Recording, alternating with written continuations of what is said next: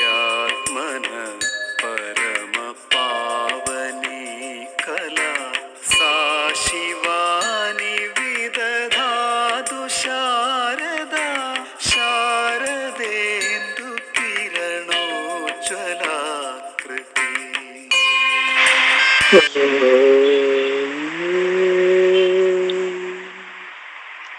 അഥ യദാത്മനോ ജിജ്ഞാസുസ്തദിദം ബ്രഹ്മൈവാഹം.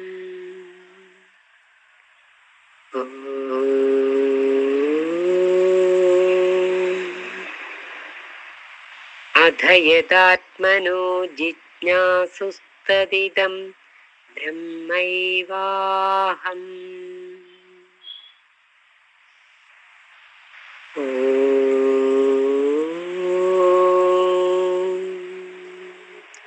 അഥ യദാത്മനോ ജിജ്ഞാസുസ്തദിദം ബ്രഹ്മൈവാഹം.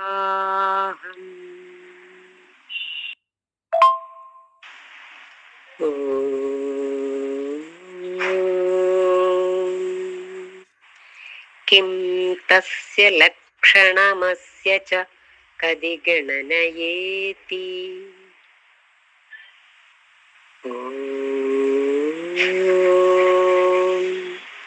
കിം തസ്യ ലക്ഷണമസ്യ ച കതി ഗണനയേതി.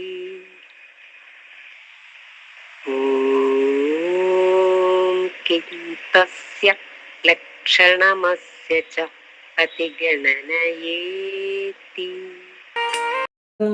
അംബുജസൂര്യായ തസ്മൈ ശ്രീ ഗുരവേ നമഃ. ഓം നമഃ പരമർഷിഭ്യോ നമഃ പരമർഷിഭ്യഃ. ഓം ശ്രീനാരായണ പരമഗുരവേ നമഃ. നമ്മളുടെ വേദാന്ത സൂത്രത്തിന്റെ പഠന ക്ലാസ് രണ്ടാമത്തെ സൂത്രത്തിലൂടെ നാം കടന്നു പോവുകയാണ്. ഒത്തിരി ജിജ്ഞാസുക്കളായ ആത്മജിജ്ഞാസുക്കളായ ആളുകൾ, അതായത് ഗുരുവിന്റെ ദർശനത്തിലൂടെ വളരെ നാളുകളായി സഞ്ചരിക്കുന്ന, അതും ആഴത്തിൽ സഞ്ചരിക്കുന്ന നിരവധി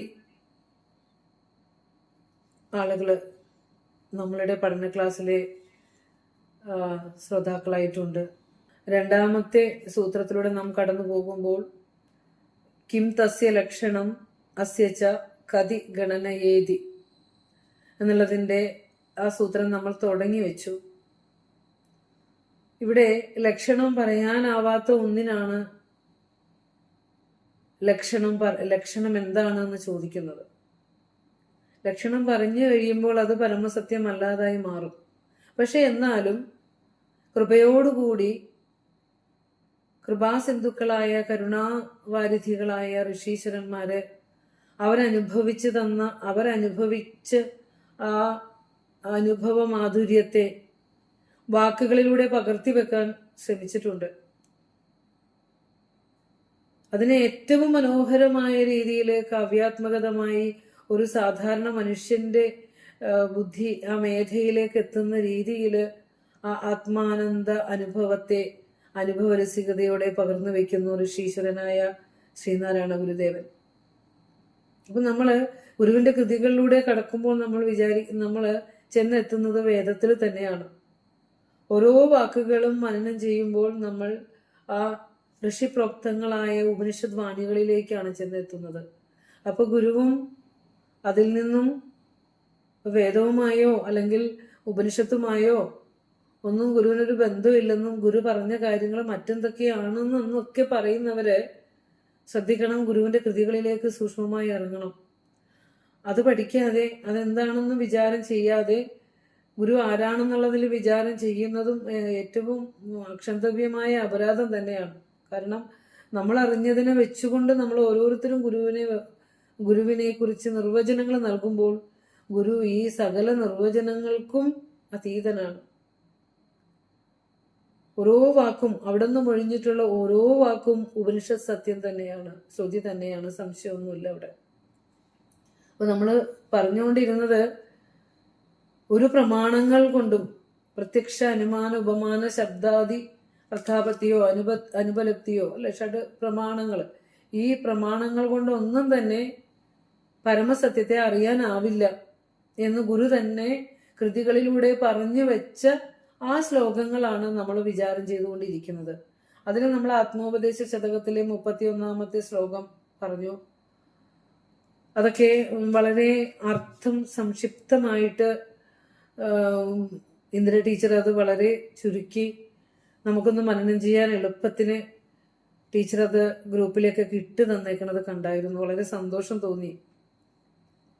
എന്നാലും നമ്മൾ അതിലൂടെയൊക്കെ ആ ഒരു വഴിയിലൂടെ സഞ്ചരിക്കാനുള്ള നമുക്കൊരു ഒരു ഒരു ഉണർവ് എല്ലാവരിലും കാണുന്നുണ്ട്. അത് തന്നെ വളരെ സന്തോഷം. അടുത്ത ക്ലാസ് മുതൽ നമുക്ക് വേദാന്ത സൂത്രത്തിന്റെ ആലാപനം അല്ലെങ്കിൽ അതിന്റെ ചൊല്ലല് കൂടെ നമ്മുടെ ഗുരുകൃതി ആലാപനത്തിന്റെ കൂടെ നമുക്ക് ഉൾപ്പെടുത്തണം.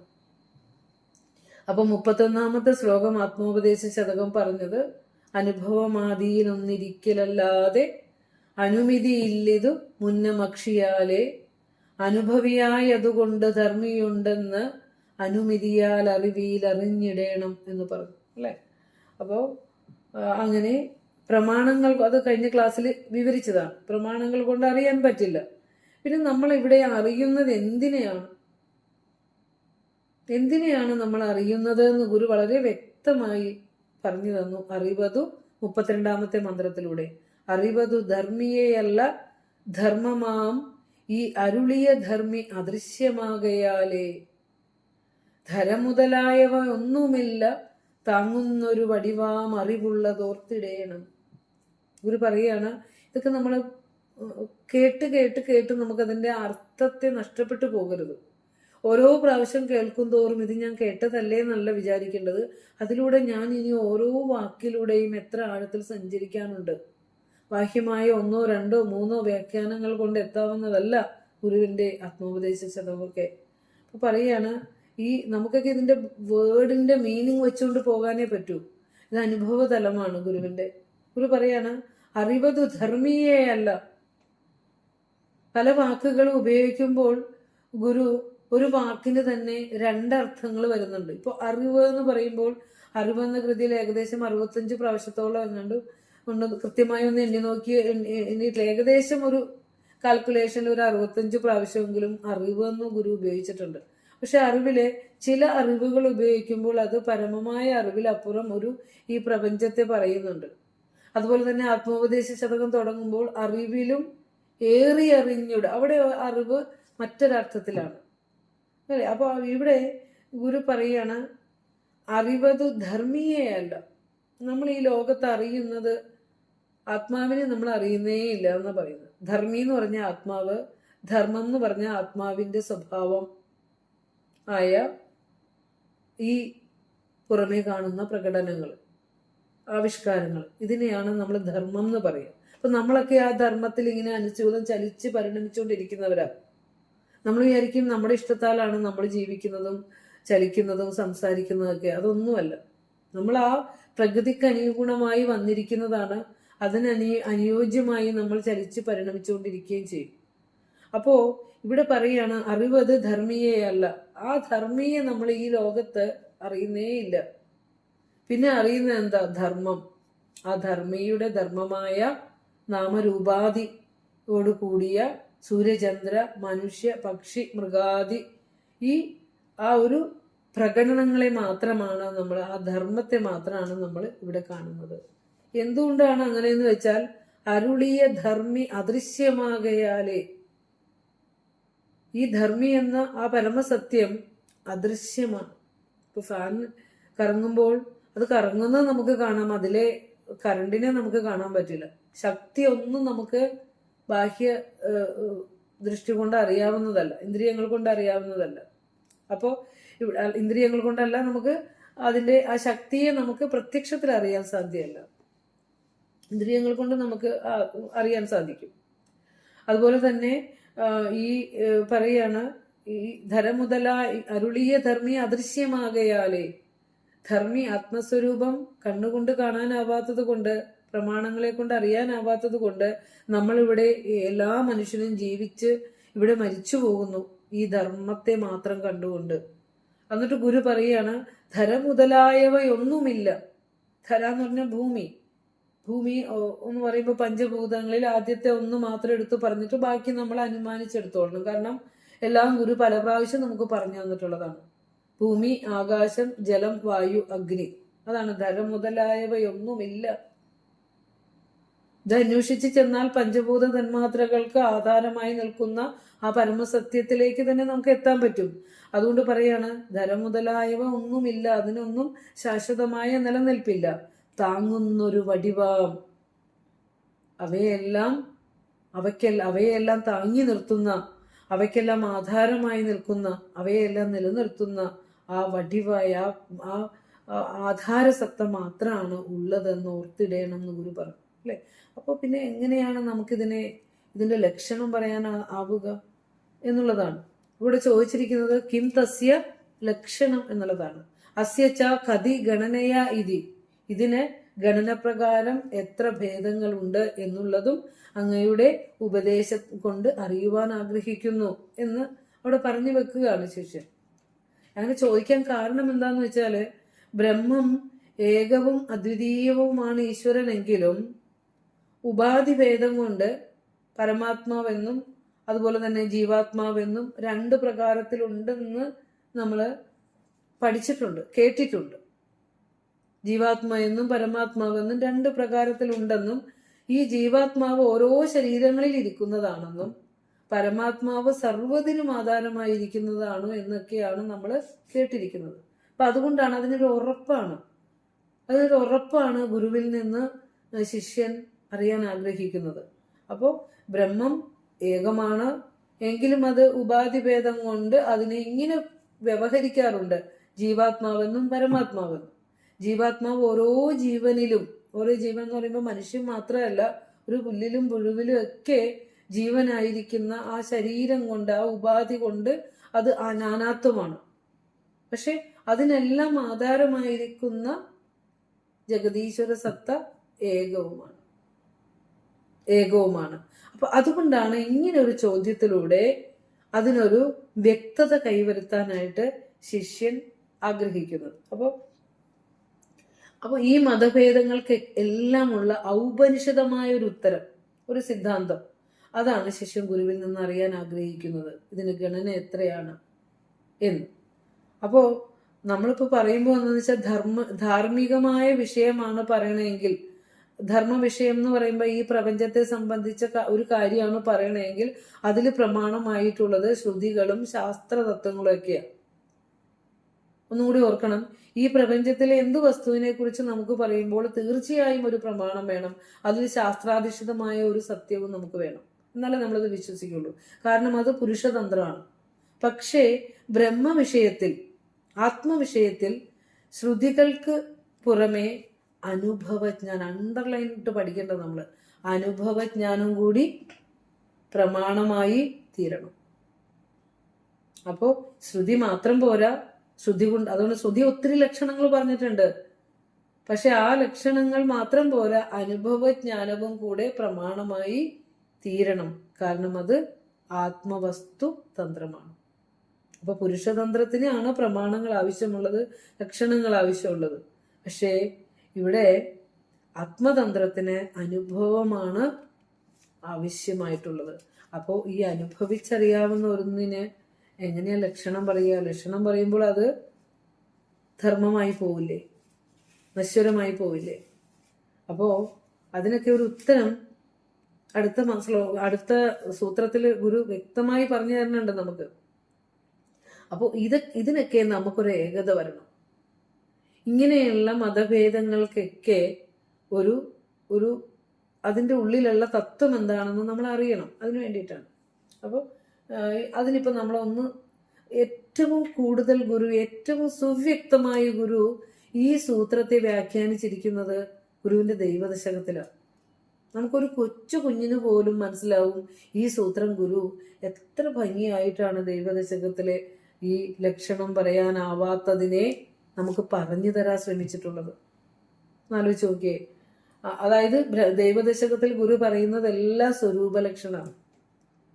സ്വരൂപ ലക്ഷണത്തിന്റെ ഇപ്പൊ ഇവിടെ സുനിൽജി കഴിഞ്ഞ ദിവസം ചോദിച്ചു, ഈ സച്ചിദാനന്ദം എന്നൊക്കെ പറയുന്ന ലക്ഷണം പറയുന്നുണ്ടല്ലോ ടീച്ചറെ എന്ന് ചോദിച്ചില്ലേ? നല്ലൊരു ചോദ്യ. പക്ഷേ ഈ സ്വരൂപ ലക്ഷണത്തിന് ഒരു ഉദാഹരണം ആർക്കെങ്കിലും പറയാൻ പറ്റുമോ? സ്വരൂപ ലക്ഷണത്തിന് ഉദാഹരണം പറയാൻ പറ്റില്ല, അനുഭവമാണ് ഉദാഹരണം. പക്ഷേ തടസ്ഥ ലക്ഷണത്തിന് നമുക്ക് ഉദാഹരണങ്ങൾ പറയാൻ പറ്റും. പക്ഷെ സ്വരൂപ ലക്ഷണത്തിന് സത്ത്, ചിത്ത്, ആനന്ദം. സത്ത് ഉണ്മയ്ക്ക് എവിടെ ഉദാഹരണം? അനുഭവിച്ചറിയാവുന്നതാണ്. ചിത്ത്, അത് ആ ഉണ്മയെ നമ്മൾ അറിയുന്ന ബോധത്തിലാണ്. ആ സത്തും ചിത്തും ചേരുമ്പോൾ ഉണ്ടാകുന്ന അനുഭവമാണ് ആനന്ദം. ഇതൊക്കെ അനുഭവിച്ചറിയേണ്ടത് തന്നെയാണ്. സ്വരൂപ ലക്ഷണം എന്ന് പറഞ്ഞാൽ അതാണ്, അത് അനുഭവിച്ചറിയേണ്ടതാണ്. അപ്പൊ ദൈവദശകത്തിൽ ഗുരു പറയാണ്, നീയല്ലോ സൃഷ്ടിയും സൃഷ്ടാവായതും സൃഷ്ടിജാലവും.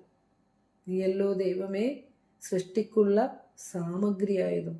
അപ്പൊ സൃഷ്ടിയും സൃഷ്ടാവും നീയാണ്. എല്ലാത്തിനും ബ്രഹ്മത്തിന്റെ ലക്ഷണം പറയുമ്പോൾ നമ്മൾ അറിയണം സൃഷ്ടാവായിരിക്കുന്നത് നീയാണ്.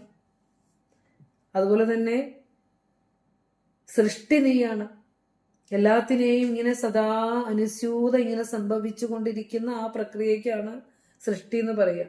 നൂതന എല്ലാത്തിനെയും എന്നും നിത്യനൂതനമാക്കിക്കൊണ്ട് ഇവിടെ ഇങ്ങനെ ഈ പ്രപഞ്ച വ്യവസ്ഥയെ സന്നിധാനം ചെയ്തുകൊണ്ടിരിക്കുന്ന ആ സൃഷ്ടിയും നീ തന്നെയാണ്. അതുപോലെ പിന്നെ പറയാണ് സൃഷ്ടിജാലവും. കാര്യജാലങ്ങളായ ചരാചരങ്ങളും ഒറ്റ ഈശ്വരസത്ത തന്നെയാണ്. സൃഷ്ടിക്കുള്ള സാമഗ്രിയായതും. ഈ സാമഗ്രി എന്താ? പരമാത്മസത്ത. ആ എല്ലാത്തിൻ്റെയും ആധാരമായിരിക്കുന്ന മൂലസത്തയാണ് സൃഷ്ടിക്കുള്ള സാമഗ്രി. അപ്പൊ എല്ലാം നീ തന്നെയാണ്, എല്ലാം നീ തന്നെയാണ് എന്ന ലക്ഷണം പറയുമ്പോൾ ആ ഈ ഒരു അർത്ഥം നമ്മുടെ ഉള്ളിലേക്ക് ഉണ്ടാകണം. പിന്നെ പറയാണ് നീയല്ലോ മായയും മായാവിയും മായാവിനോദനും, നീയല്ലോ മായയെ നീക്കി സായുജ്യം നൽകുമാര്യനും. അപ്പോ നീ തന്നെയാണ് മായ.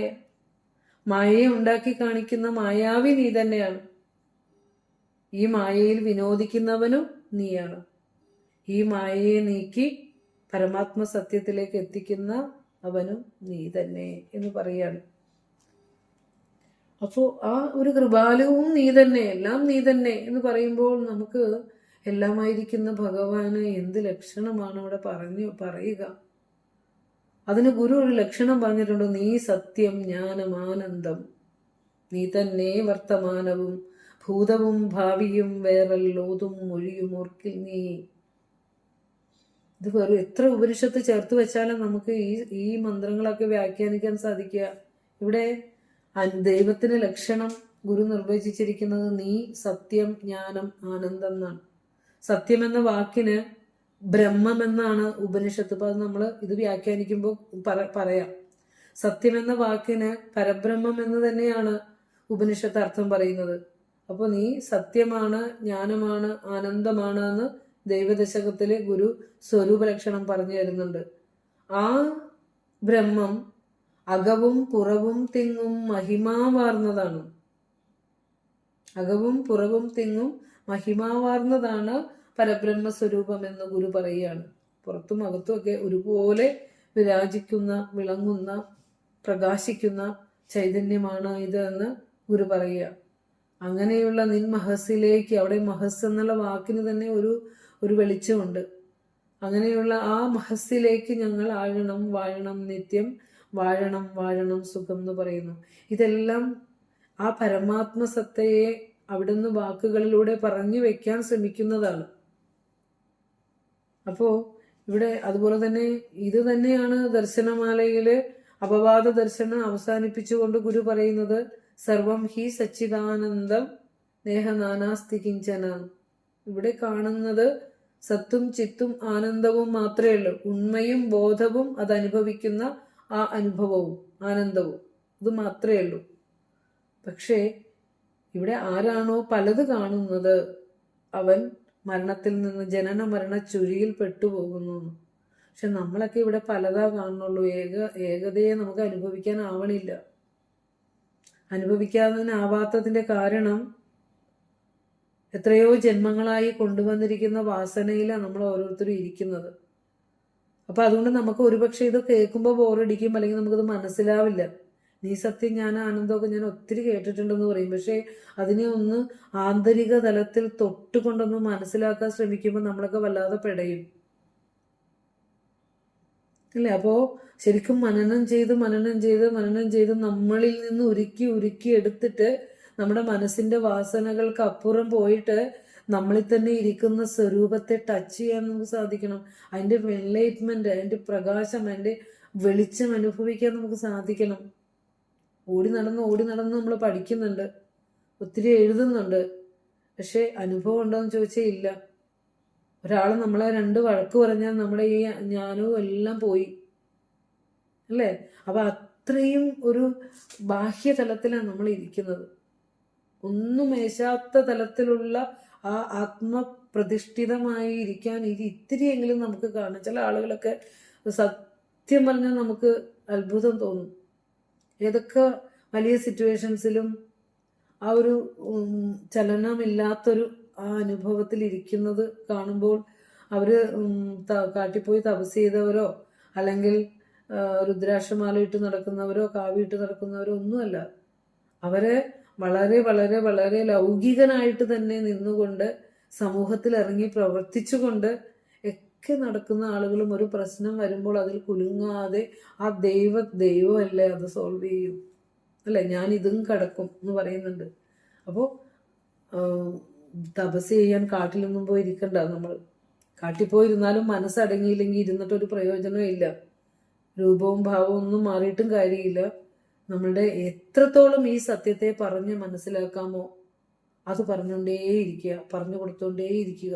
എന്നാലേ നമുക്ക് ഈ ലോകത്ത് നിന്ന് തന്നെ ഈ ശരീരവും കിട്ടി വന്ന നമുക്ക് ഉണ്ടുമുറങ്ങിയൊക്കെ ഇതങ്ങ് കടന്നു പോകാതെ ആരോഗ്യം വളരെ കുറച്ചു കാലം മാത്രമേ ശരീരത്തിൽ നിൽക്കൂ. അതങ്ങ് ക്ഷയിച്ച് പരിണമിച്ചുകൊണ്ടിരിക്കും. ബുദ്ധിക്ക് വെളിച്ചവും ഇരുപ്പും ഉള്ള അപ്പോൾ മാത്രമേ നമുക്ക് ബുദ്ധിക്കപ്പുറം കടക്കാനാവൂ. അതുകൊണ്ട് അതാ പറയണത്, ശരിക്കും പറയാറില്ലേ, കരളിൽ വിവേകം കൂടാതെ കൊണ്ട് അരനിമിഷം പത കളയരുതാരും എന്ന് പറയാൻ അതുകൊണ്ടാണ്. എത്രയും ഇതിനെ നമുക്ക് എടുക്കാൻ സാധിക്കുമോ ആരോഗ്യത്തോടുകൂടി ഇരിക്കുമ്പോൾ അത്രയും കേൾക്കുക.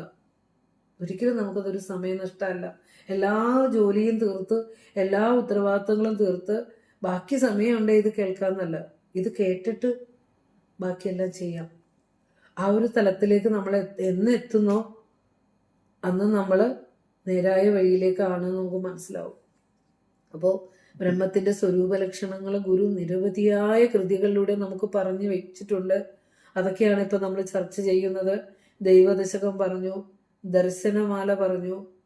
ഇത് അനേകം നമ്മളിപ്പോ വേദാന്ത സൂത്രം വേദത്തെ സൂത്രരൂപത്തിൽ ഗുരു തന്നിരിക്കുന്നതാണ്. സത്യം ജ്ഞാനം അനന്തം ബ്രഹ്മ എന്ന ശ്രുതി, അതുപോലെ തന്നെ വിജ്ഞാനം ആനന്ദം ബ്രഹ്മ, ഇതൊക്കെ ശ്രുതിപ്രോക്തങ്ങളായ ലക്ഷണങ്ങളാണ്. ഇതൊക്കെയാണ് ഗുരു നമുക്ക് കൃതികളിലൂടെ ഇങ്ങനെ പറഞ്ഞു തന്നേക്കണേ. അപ്പൊ ഗുരുവിന്റെ കൃതി വേദാണോ വേദസാരാണോ എന്നൊക്കെ സംശയമുള്ളവർക്ക് ഉപനിഷത്തൊക്കെ ഒന്ന് ഇടക്കുന്നോ. അതിനുവേണ്ടിയാണ് നമ്മൾ ഉപനിഷത്ത് പഠിക്കുന്നത്. അല്ലാതെ പരമമായ ജ്ഞാനത്തെ അറിയാൻ ഗുരുവിന്റെ കൃതികളിൽ നിന്ന് ഒരണു നമ്മൾ എങ്ങോട്ടും പോകേണ്ട ആവശ്യമില്ല. കാരണം എല്ലാം അതിൽ ചേർത്ത് വെച്ചിട്ടുണ്ട്. ആർക്കെങ്കിലും സംശയം ഉണ്ടെങ്കിൽ പോയി പഠിച്ചാൽ മതി. ഇപ്പൊ നമ്മളിപ്പോ കാണുന്നുണ്ട് ഉപനിഷത്ത് പഠിക്കാൻ നല്ല തിരക്ക് പോകുന്നുണ്ട്. പക്ഷെ ഉപനിഷത്തിനെ ഒരു സാധാരണ മനുഷ്യർക്ക് മനസ്സിലാകുന്ന രീതിയിലേക്ക് ഭൗതിക ജീവിതത്തോട് ചേർത്ത് വെച്ചുകൊണ്ട് ആധുനിക ഋഷീശ്വരനായ ഗുരു തന്നേക്കുക. പക്ഷെ എന്നിട്ട് നമുക്ക് അതൊന്നും വേണ്ട. നമ്മൾ ഇതിനപ്പുറം എന്തൊക്കെയോ ഉണ്ട് എന്ന് കരുതിയോ ഓടിക്കൊണ്ടിരിക്കുക. ഗുരുവിന്റെ കൃതി ഇപ്പൊ തന്നെ നമ്മൾ എത്രയോ കൃതികൾ പറഞ്ഞു, അല്ലെ? അതെല്ലാം ഈ ഉപനിഷത്തിന്റെ സാരം തന്നെയല്ലേ ഗുരു നമുക്ക് ചേർത്ത് വെച്ചേക്കുന്നത്. അപ്പൊ നമ്മൾ ഇതിലേക്കൊക്കെ പോകാൻ വേണ്ടി തന്നെയാണ് ഗുരു കിം തസ്യ ലക്ഷണം അസ്യച്ച കതി ഗണനയായി ഇതൊക്കെ തർക്കിച്ചുകൊണ്ടും വാദിച്ചുകൊണ്ടും ഒക്കെ നടക്കുന്നവർക്ക് ഇതിൻ്റെയൊക്കെ ഒരു ശാശ്വതമായ ഒരു സ്വരൂപം കിട്ടണം. അതിനെ ഗുരു നമുക്ക് ഇങ്ങനെ പറഞ്ഞു തന്നേക്കുന്നത്. ഒരൊറ്റ കാര്യം നമ്മൾ അറിയാനുണ്ട്. ഈ സത്യത്തെക്കുറിച്ച് പറഞ്ഞു വെച്ചിട്ടുള്ള വിവരണങ്ങളെല്ലാം തന്നെ അപൂർണമാണ്. ഗുരു തന്നെ അത് നമുക്ക് പറഞ്ഞു തന്നിട്ടുണ്ട്. വാഴ്ത്തുവാനുമരുതേ, അല്ലെ? ഏതിലാ പറഞ്ഞു തന്നേക്കുന്നത്? ജനി നവരത്ന മഞ്ജരിയിൽ. എനിക്ക് വാഴ്ത്താൻ പറ്റുന്നില്ല. കാരണം ആ ചില സമയങ്ങളിൽ ഗുരു ആ യഥാർത്ഥമായി എന്താണെന്നുള്ളത് നമുക്ക് വാക്കുകൾ കൊണ്ട് പറയുന്നുണ്ടെങ്കിലും വാക്കുകൾ കൊണ്ട് പറയാനാവാത്തതാണ് എന്ന് ഗുരു വരൻ നമുക്ക് ഇടക്കിടക്ക് ഓർമ്മിപ്പിക്കുന്നുണ്ട്. അതാണ് ദേവീസ്തവം തുടങ്ങുമ്പോൾ തന്നെ ഗുരു ഇത് പറഞ്ഞുകൊണ്ടാ തുടങ്ങുന്നത്.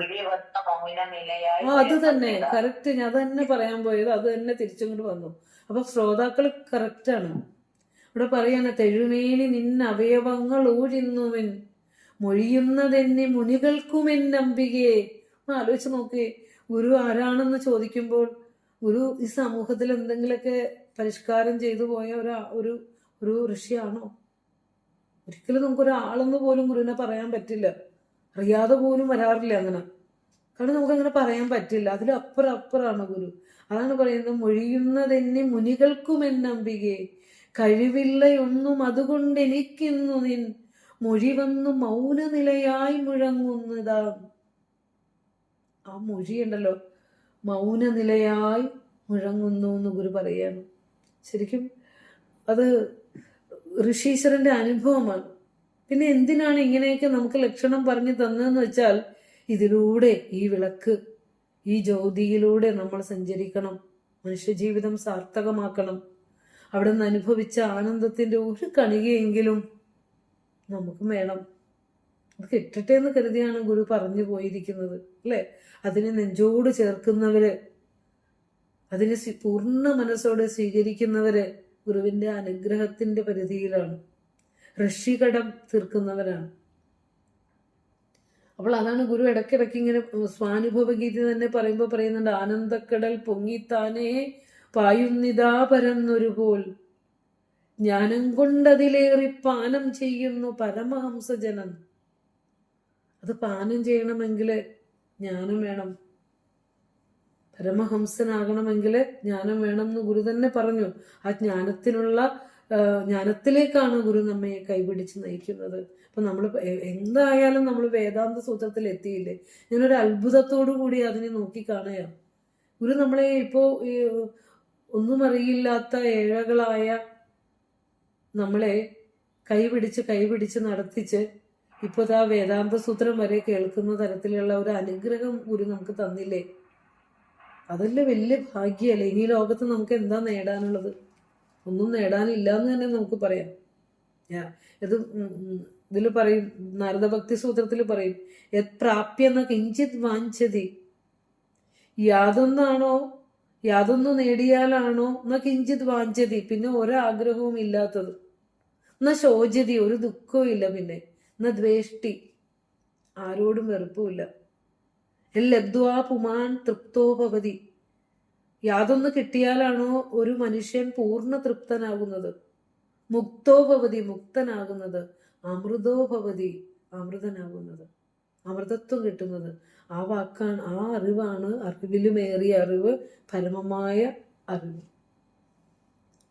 അപ്പോൾ അതിങ്ങനെ ഗുരുവിന്റെ കൃതികളിലൂടെയൊക്കെ നമ്മൾ സഞ്ചരിക്കുമ്പോൾ ഗുരു അനുഭവിച്ച അനുഭവത്തെ നമുക്കിങ്ങനെ പറഞ്ഞ് ജ്ഞാനം കൊണ്ട് അതിലേറി പാനം ചെയ്ത ആ പരമഹംസനായ ഗുരു നമ്മളെ കൊണ്ടുപോകുന്നുണ്ട്. ഗുരുവിന്റെ അനുഭവങ്ങളിലൂടെ ഗുരു കൊണ്ടുപോകുന്നുണ്ട്.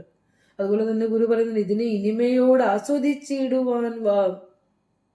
ആ പരമാനന്ദ രസാനുഭൂതിയെ ഇനിമയോടെ, അതിന്റെ തനിമയോടെ ആസ്വദിച്ചിടുവാൻ വാ എന്ന് സുബ്രഹ്മണ്യ കീർത്തനത്തിൽ പറയുന്നുണ്ട്. പങ്കാരും പറ്റുവാനില്ല.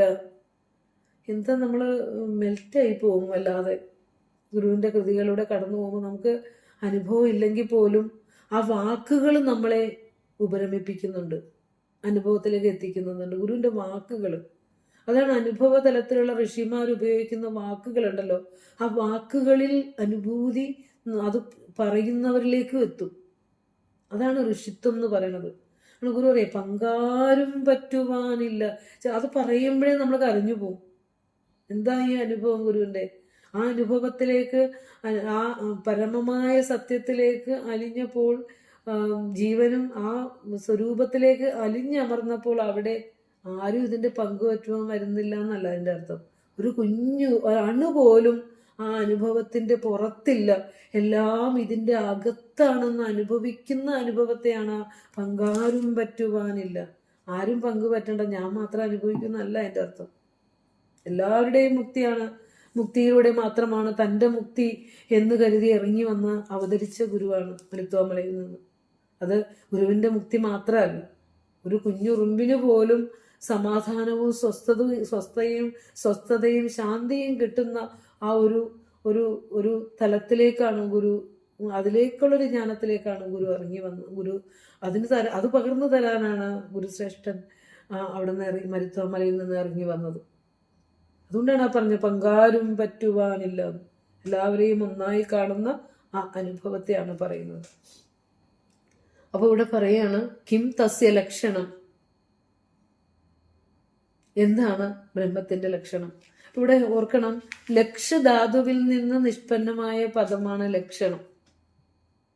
ലക്ഷണം എന്ന പദത്തിനെ കാണത്തക്കവണ്ണം ആക്കി തീർക്കുക എന്നുള്ള അർത്ഥമുണ്ട്. ലക്ഷ് എന്ന ധാതുവിൽ നിന്നുണ്ടായതാണ് ലക്ഷണം. അതിനെ ഒരു വസ്തുവിനെ ലക്ഷണം പറയുക എന്ന് പറഞ്ഞാൽ അതിനെ കാണത്തക്ക രീതിയിൽ വിഷ്വലൈസ് ചെയ്യുക, അങ്ങനെ ആക്കി തീർക്കുക എന്നൊരർത്ഥമുണ്ട്. പിന്നെ ശാസ്ത്രം എന്ന അർത്ഥത്തിലും ലക്ഷണം എന്ന പദം പ്രയോഗിക്കാറുണ്ട്. ശാസ്ത്രം എന്ന അർത്ഥവും അവിടെ കാണുന്നുണ്ട്. അപ്പോൾ നമ്മൾക്ക് ഒരു വസ്തുവിനെ നമ്മൾ എങ്ങനെയാണ് അറിയണത്? അതിന്റെ ലക്ഷണം കൊണ്ടും അതിന്റെ പ്രമാണം കൊണ്ടും ഒക്കെയാണ് നമ്മൾ ഒരു വസ്തുവിനെ അറിയുന്നത്. അപ്പോൾ നമുക്കൊരു ആശയം, വെറുതെ ഒരു ആശയം പറഞ്ഞാൽ നമ്മൾ സ്വീകരിക്കില്ല. അതിന് പ്രമാണം എന്ത്, തെളിവ് എന്തെന്ന് നമ്മൾ ചോദിക്കും, അല്ലെ? ബാഹ്യമായ ഒരു വസ്തുവിനെ കുറിച്ച് ആരെങ്കിലും ഒരാൾ ഒരു സ്റ്റേറ്റ്മെന്റ് പറയുമ്പോൾ അത് ഏത് ഗ്രന്ഥത്തിൽ, അത് അതിന്റെ കർത്താവ് ആര്, അത് ലഭ്യമാണോ, ഇതിനൊക്കെ നമ്മൾ ചോദിക്കും. അപ്പോൾ ഒരു ആശയം എപ്പോഴും സർവ്വസ്വീകാര്യമായി തീരുന്നത് എപ്പോഴാ? അതിന്റെ ലക്ഷണം വിവരിക്കുമ്പോഴും അതിന്റെ വിഭാഗങ്ങളെ കുറിച്ച് ഒക്കെ ബോധമുണ്ടാകണം. അപ്പോഴാണ് നമ്മൾക്ക് ഒരു വസ്തു, ഒരാശയം, ബാഹ്യമായ ഒരാശയം സർവ്വസ്വീകാര്യമായി തോന്നുന്നത്. പക്ഷെ ഇവിടെ ഇങ്ങനെ ഒന്നും, പരമസത്യത്തിൽ ഇങ്ങനെ ഒരു ലക്ഷണമൊന്നും പറയാൻ പറ്റില്ല. നേരത്തെ നമ്മൾ പറഞ്ഞായിരുന്നു, സത്യത്തെ രണ്ട് രീതിയിൽ ലക്ഷണം പറയുന്നുണ്ട് ശ്രുതിയില്. ഒന്ന് നേതി പ്രക്രിയയും ഒന്ന് ഏത് പ്രക്രിയ എന്ന് പറയാമോ? ഇതി പ്രക്രിയ അല്ലെ? നേതി പ്രക്രിയ എന്ന് പറഞ്ഞാൽ എന്താ? അതല്ല അല്ലേ? അതായത് അസത്യമായതിനെ എല്ലാം മാറ്റി മാറ്റി, കാരണം കൃത്യമായ നിർവചനം പറയാനാവാത്ത കൊണ്ടാണത്. പിന്നെ ഇതി പ്രക്രിയ പറയുന്നതെല്ലാം തടസ്സ, അതെ, ഒന്നൊന്നായി എണ്ണി എണ്ണി തൊട്ടെണ്ണും പൊരുളൊടുങ്ങിയാൽ നിന്നിടും ദൃക്കുപോലുള്ളം നിന്നില സ്പന്ദമാകണം. അതാണ് ഏതി പ്രക്രിയയിലൂടെ ഗുരു എണ്ണി മാറ്റാവുന്ന പൊരുളുകളെ എല്ലാം, ശരീരമല്ല, ഇന്ദ്രിയമല്ല, മനസ്സല്ല, എണ്ണി മാറ്റുമ്പോൾ ആ എണ്ണുന്ന ഞാൻ മാത്രം, ആ എണ്ണുന്ന ഞാൻ, സർവ്വവിധ വാസനകളും അടങ്ങിയ എണ്ണുന്ന ഞാൻ ആ പൊരുളിലേക്ക് ഒന്നായി മാറുന്ന അനുഭവമാണ് ഗുരു പറഞ്ഞത്. ആ എണ്ണുന്നവൻ ആ ഉപ്പായി മാറുന്നത് പോലെ എണ്ണുന്നവൻ ഇവിടെ ഇല്ലാണ്ടാവുന്നു. അപ്പോൾ അങ്ങനെ ഒരു അനുഭവം ഗുരു ദൈവദശകത്തിൽ പറഞ്ഞു തരുന്നുണ്ട്. ഇതിൽ നമുക്ക് ഏറ്റവും, ഇപ്പൊ ഇന്ദിര ടീച്ചർ അത് ജെന്നി ഗ്രൂപ്പിൽ ഇട്ടേക്കണ കണ്ടിരുന്നു. മാണ്ഡൂക്യ ഉപനിഷത്തിലെ ഇതി പ്രക്രിയയില് ബ്രഹ്മത്തിന് കൊടുക്കാവുന്ന, ഇനി അതിലും വലിയ ഇതി പ്രക്രിയയില് ഒരു തടസ്ഥ ലക്ഷണത്തില് ഇനി ഇതുപോലൊരു ലക്ഷണം ഒരു ഉപനിഷത്തും ഇത്രയും വ്യക്തമായിട്ട് കൊടുത്തിട്ടില്ല. അതെല്ലാവരും ഒന്ന് പഠിച്ചു വെക്കുക കേട്ടോ. ഈ കിം തസ്യ ലക്ഷണം എന്ന് പറയുമ്പോൾ ഒരു തരത്തിലും ലക്ഷണം പറയാനാവില്ല എന്നുള്ളത് ഇവിടെ പറയുന്നുണ്ട്. എന്നാലും അതിനെ പറഞ്ഞു വെക്കാൻ ശ്രമിക്കുന്നുണ്ട് ഋഷീശ്വരൻ. അതാണ് നാന്തപ്രജ്ഞം. അതാർക്കെങ്കിലും ആ മന്ത്രം അറിയോ? ഒന്ന് പറഞ്ഞു ടീച്ചറെ.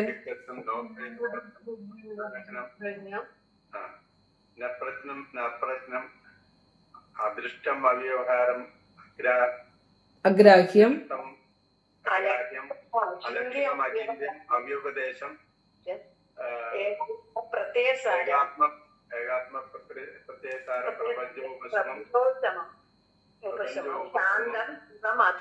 ശിവമാദ്വൈതം ചതുർത്ഥമന്യന്റെ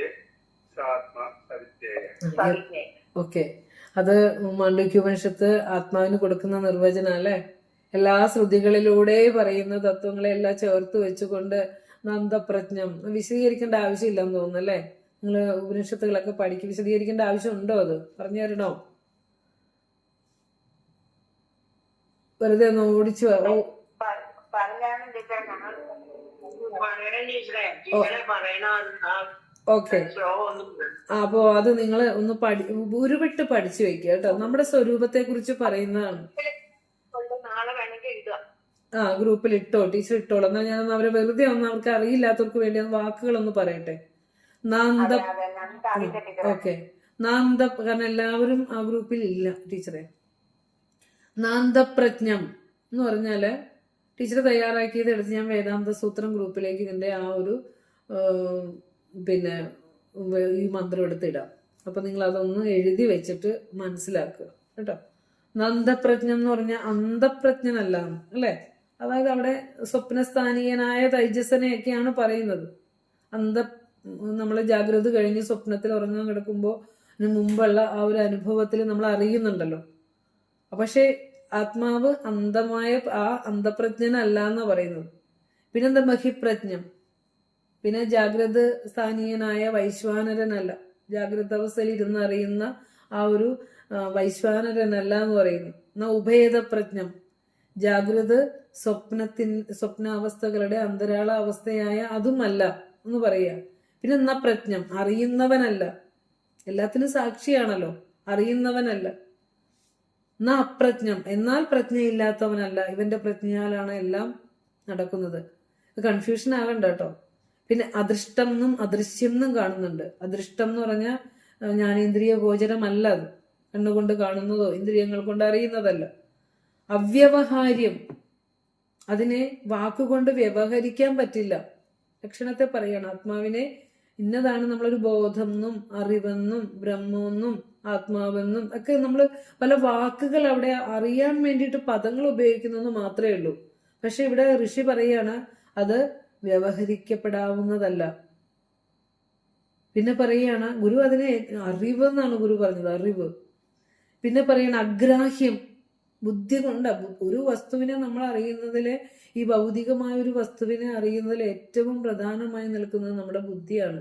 പക്ഷേ ബുദ്ധിക്കപ്പുറം, ബുദ്ധി പ്രകാശിക്കുന്നത് ഇതിന്റെ പ്രകാശത്താൽ ആയതുകൊണ്ട് ബുദ്ധിക്ക് വിഷയമല്ല, ബുദ്ധി കൊണ്ട് അറിയാവുന്നതല്ല ആത്മാവ്. പിന്നെ പറയുന്ന അലക്ഷണം ഉണ്ട്. ഇവിടെ കിം തസ്യ ലക്ഷണം എന്നാ ചോദിച്ചിരിക്കുന്നത്. പക്ഷേ എന്നാ ലക്ഷണം ആണ് അലക്ഷണം, ലക്ഷണമില്ലാത്തതാണ്, ലക്ഷണം പറയാനാവാത്തതാണ്. ഇപ്പൊ ഗുരു നമുക്ക് സൂത്രത്തിൽ ഇട്ട് തന്നിട്ടാണ് കിം തസ്യ ലക്ഷണം. നമ്മൾ വേദാന്ത സൂത്രമൊക്കെ എടുക്കുമ്പോൾ എന്തിനാ ഗുരു ഇങ്ങനെ ഈ കിം തസ്യ ലക്ഷണം എന്നൊക്കെ ചോദിച്ചേക്കണേ. അപ്പൊ നോക്കുമ്പോൾ ഒരു വാക്കെടുത്ത് നോക്കിക്കേ, എത്രയോ ശ്രുതികളിലൂടെ എത്രയോ ഉപനിഷത്തുകളിലൂടെ പറയുന്ന ഒരു ആശയത്തെ ഒന്നോ രണ്ടോ മൂന്നോ കുഞ്ഞു കുഞ്ഞു വാക്ക് വെച്ചിട്ട് നമ്മളെ അതിലൂടെയൊക്കെ സഞ്ചരിക്കുകയാണ്. അതിലും ഗുരുവിന്റെ കൃതികളിലൂടെയൊക്കെ കൊണ്ടുപോവുകയാണ്. അപ്പോൾ ലക്ഷണം പറയാനാവാത്തതാണ്. അചിന്ത്യം, ബുദ്ധിക്കും ഗ്രഹിക്കാനാവില്ല, മനസ്സ് ബുദ്ധി ചിത്തം അഹങ്കാരം, മനസ്സിന്റെ 4 ഘടകങ്ങൾ നമ്മൾ പറയുന്നുണ്ട്. ബുദ്ധിയാണല്ലോ നിശ്ചയാത്മിക ബുദ്ധി, ബുദ്ധി കൊണ്ടൊരു നിശ്ചയത്തിലെത്താൻ പറ്റുന്നതല്ല, മനസ്സിന് സങ്കല്പിച്ചെടുക്കാവുന്നതല്ല. അചിന്ത്യം, ചിന്ത്യം അചിന്ത്യം, ചിന്തിച്ചെടുക്കാവുന്നതല്ല. അവ്യപദേശം, നമ്മുടെ കർമ്മേന്ദ്രിയമായ നാവുകൊണ്ട് പറഞ്ഞ് മനസ്സിലാക്കിപ്പിക്കാൻ പറ്റുന്നതല്ല. പിന്നെ പറഞ്ഞ എന്താ, ഏകാത്മപ്രത്യയസാരം, അതായത് ഏകമായ ആ ആത്മസ്വരൂപത്തെ അറിയുന്നത് കൊണ്ട് മാത്രം നമുക്ക് അതിന്റെ സത്ത് കിട്ടുന്നതാണ്. ജാഗ്രത സ്വപ്ന സുഷുപ്തി അവസ്ഥകളിൽ ആധാരമായിരിക്കുന്ന ആ ചൈതന്യത്തെ അതിനപ്പുറം പോകുന്ന ആ തുരീയ അനുഭവം കൊണ്ട് നമുക്ക് നേടാവുന്നതാണ് ഏകാത്മപ്രത്യയസാരം. എല്ലാ അവസ്ഥയിലും നമ്മളിപ്പോ വെറുതെ നമ്മളിലേക്ക് ചിന്തിക്കുമ്പോൾ നമ്മൾക്ക് ഒരു കുഞ്ഞ് ജന്മത്തിന് മുമ്പ് നമ്മൾ അസ്ഥി എന്നൊരു അനുഭവമുണ്ട്. പിന്നെ ഗർഭപാത്രത്തിലേക്ക് വന്ന് ജനിക്കുന്നു, പിന്നെ പരിണാമം സംഭവിക്കുന്നു, വളരുന്നു, ക്ഷയിക്കുന്നു, അവസാനം നശിക്കുന്നു. അപ്പൊ ഈ ഓരോ അവസ്ഥയിലൂടെ കടന്നു പോകുമ്പോഴും മാറാത്ത ഒരു സ്വരൂപം നമ്മുടെ ഉള്ളിലുണ്ടായിരുന്നു അല്ലെ. കുഞ്ഞായിരുന്ന ഞാൻ തന്നെയാണ് വയസ്സായപ്പോഴും അതിലിരുന്ന സ്വരൂപം മാറുന്നില്ല. എല്ലാ അവസ്ഥകളിലും ഒരുപോലെ ഇരിക്കുന്ന എന്ന അർത്ഥമാണ് അവിടെ വരുന്നത്. അപ്പോൾ ജാഗ്രത സ്വപ്ന സുഷുപ്തി അവസ്ഥകളിൽ മാറാതെ ഇരിക്കുന്ന ആ ചൈതന്യത്തെ, ആ ഏകം ആത്മാവ് ഒന്നാണ് എന്ന അറിവിലൂടെ നമുക്ക് ആ സാരത്തിലൂടെ നമുക്ക് ചെന്നെത്താൻ സാധിക്കുന്നതാണ്. പ്രപഞ്ചോപശമം. ഇവിടെ പറയാണ് പ്രപഞ്ച പ്രതിഭാസങ്ങളൊന്നും ഏൽക്കാത്തത്, ഈ പ്രപഞ്ചം ഉപരമിക്കണം. അപ്പോഴാണ് നമുക്ക് അതിലേക്ക് ഇച്ചിരിയെങ്കിലും എത്താനായിട്ട് സാധിക്കുക. പിന്നെ ശാന്തമാണ്. ശാന്തം എന്ന് പറയുമ്പോൾ ആ ശാന്താവസ്ഥയിലേക്കൊക്കെ എത്തണമെങ്കിൽ രാഗദ്വേഷാദികളെല്ലാം അടക്കം ചെയ്യണം. മനസ്സിന്റെ വികാരങ്ങള്, കാമക്രോധാദികളെല്ലാം അടക്കുമ്പോഴാണല്ലോ നമുക്ക് ശാന്തം എന്ന അനുഭവത്തിലേക്ക് എത്താൻ സാധിക്കുക. പിന്നെ ശിവം, അവിടെ യാതൊരു ഒട്ടും കലർപ്പില്ല, പരിശുദ്ധമാണ്, ശുദ്ധമാണ്. അദ്വൈതം, ഭേദകൽപ്പനകൾ ഇല്ലാത്തതാണ്. പിന്നെ ഇതിനെ പറയുന്ന പേരാണ് ചതുർത്ഥം മന്യന്തേ, നാലാമത്തെ അവസ്ഥ എന്നാണ് ഈ പരബ്രഹ്മത്തെ മാണ്ഡ്യൂക്യോപനിഷത്ത് പറഞ്ഞിരിക്കുന്നത്. നാലാമത്തെ അവസ്ഥ, ചതുർത്ഥം മന്യന്തേ, നാലാമത്തെ പാദം എന്ന് പറയുമ്പോൾ തുരീയം എന്നുള്ള പേരിട്ട വിളിക്കുന്നത് അതിനെ. ജാഗ്രത സ്വപ്ന സുഷുപ്തികൾക്ക് അപ്പുറം ഉള്ള ആ സ്വരൂപ സാക്ഷാത്കാരത്തെ പറയുന്ന പേരാണ് തുരീയ അനുഭവം. അത് അവസ്ഥയല്ല, അനുഭവം. ആ അനുഭവത്തിലൂടെ മാത്രം അറിയാൻ സാധിക്കുന്ന സ ആത്മാ, അതാണ് ആത്മാവ്.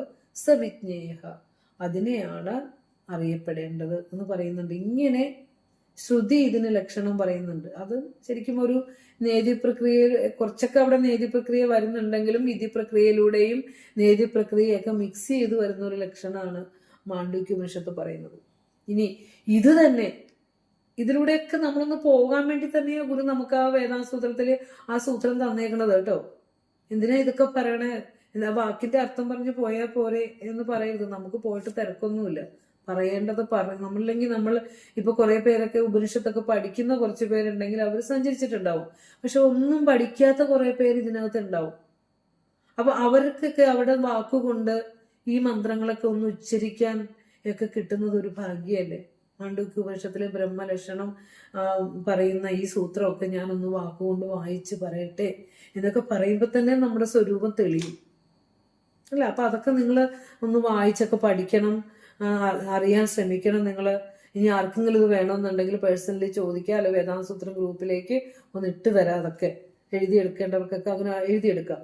അതുപോലെ തന്നെ ചാന്തോക്യോപനിഷത്തിലെ 6-ാം അധ്യായത്തിലെ പറയുന്നുണ്ട്, എല്ലാ വിദ്യകളും പഠിച്ചു പോയി കഴിഞ്ഞ് സർവശാസ്ത്ര പാരംഗതനായി ഇങ്ങനെ എത്തുന്ന 12 വയസ്സിൽ പോയിട്ട് 24 വയസ്സിലാണ് തിരിച്ചു വരണത്.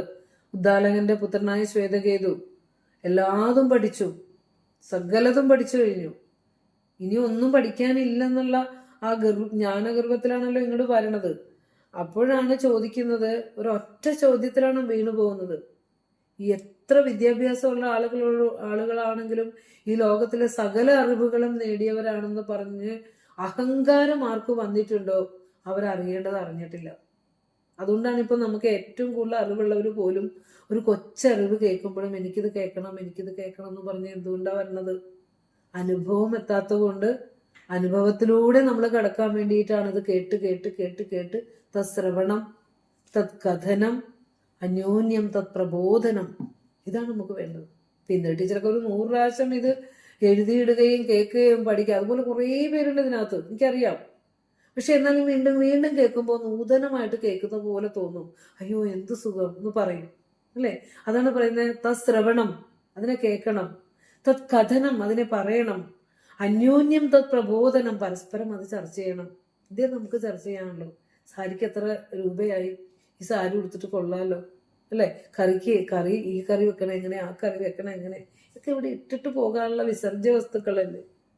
നമ്മൾ ചർച്ച ചെയ്യേണ്ടത് നമ്മളുടെ സ്വരൂപത്തെക്കുറിച്ചോ ശാശ്വതമായതിനെ കുറിച്ചൊക്കെയാണ് ബുദ്ധിമാന്മാർ ചർച്ച ചെയ്യുള്ളൂ അല്ലെ. അപ്പൊ അതാണ് നമ്മൾ ചെയ്യേണ്ടത്. സുഹൃതികൾക്കേ അത് സാധ്യമുള്ളൂ. അങ്ങനെ ഒരു വിചാരധാരയിലേക്ക് പോകാൻ എന്താ പറയുക, സുഹൃതികളായ ആളുകൾക്കാണ് ഇവിടെ സാധ്യത. ജന്മമായിട്ടുള്ള സുഹൃതം. അങ്ങനെയുള്ളവർക്ക് ഇങ്ങനെ സത്സംഗത്തിൽ കയറി ഇരിക്കാനും ഇത്ര നേരം, ഇപ്പൊ നമ്മൾ പറഞ്ഞില്ലേ നമ്മുടെ ഗ്രൂപ്പിൽ ഇപ്പൊ ഓരോ ഇനി പതുക്കെ ഇത് കിട്ടാൻ പറ്റാത്തവർ ലെഫ്റ്റ് ആയിക്കൊണ്ടേയിരിക്കും. കാരണം എന്താന്ന് വെച്ചാൽ നമ്മുടെ ബുദ്ധിക്ക് ഇത് പറ്റണില്ല എന്ന് തോന്നുമ്പോ, ഞാൻ നിങ്ങളോട് ആദ്യം തന്നെ ഒരു കാര്യം പറഞ്ഞാണ്, ഇതത്ര സുഖമുള്ളൊരു വിഷയമല്ല. പക്ഷെ ഇത് കേൾക്കും തോറും നമ്മളിലേക്ക് ഒരു ആനന്ദം നിറഞ്ഞറിഞ്ഞറിഞ്ഞ് വരും. പിന്നെ നമ്മൾ ഇത് വിട്ടു പോവില്ല. എവിടെ കേൾക്കുന്നോ നമ്മൾ അവിടെ ശ്രമിക്കും. അതാണ്.